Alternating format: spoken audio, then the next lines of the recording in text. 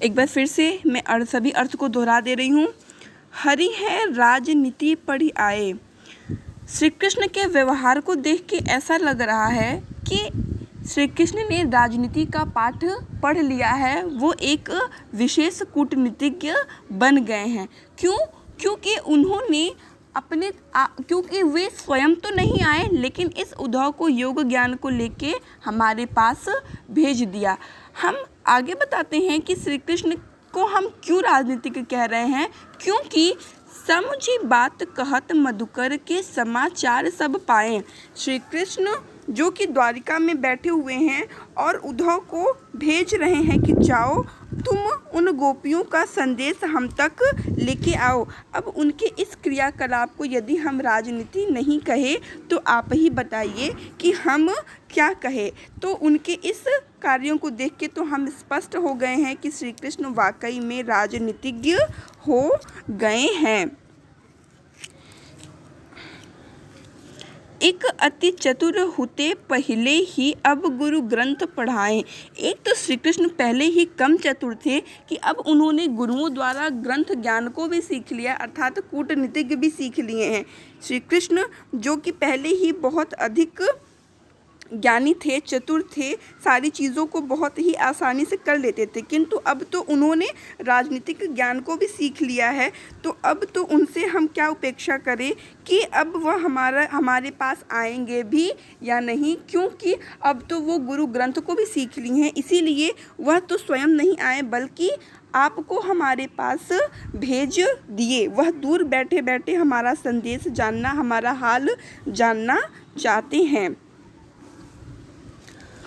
बड़ी बुद्धि जानी को उनकी जोग संदेश पढ़ाएं। अब हम उनकी बुद्धि को क्या कहे, अच्छा कहे या बुरा कहे कि वह हमारे लिए योग ज्ञान को हमारे पास भेज दिया है। हमें यह समझ नहीं आता कि आखिर हमारे द्वारा ऐसा क्या अपराध हुआ है कि श्री कृष्ण यह कार्य यह जो योग संदेश है हमारे लिए भेज रहे हैं। अब हम श्री कृष्ण से किस तरह से क्या चीज़ पूछे, क्योंकि वह स्वयं तो नहीं आए, किंतु इस उद्धव को हमारे पास भेजा तो भेजा, योग ज्ञान को भी हमारे लिए भेज दिया। उद्धव भले लोग आगे के परहित ढोलत धाए।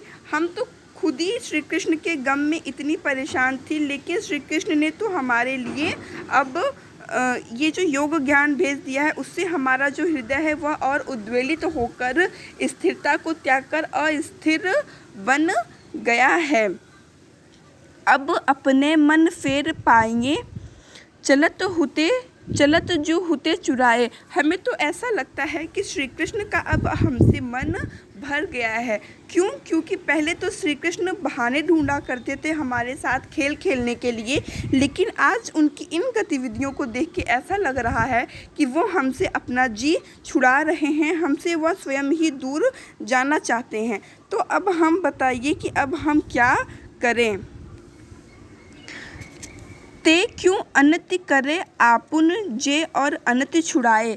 हम तो इस चीज़ में से आश्चर्य हैं कि वह हमारे साथ ऐसा अनैतिक कार्य क्यों कर रहे हैं, ऐसा अन्याय क्यों कर रहे हैं, जो कि लोगों के द्वारा किए गए अन्यायों से लोगों को बचाता है, लेकिन आज श्री कृष्ण हमारे साथ स्वयं ही अन्याय किए जा रहे हैं। अब बताइए कि भला हम किसके पास जाएं, कौन हमारी रक्षा करेगा। राज धर्म तो यह सूर जो प्रजा न सताए।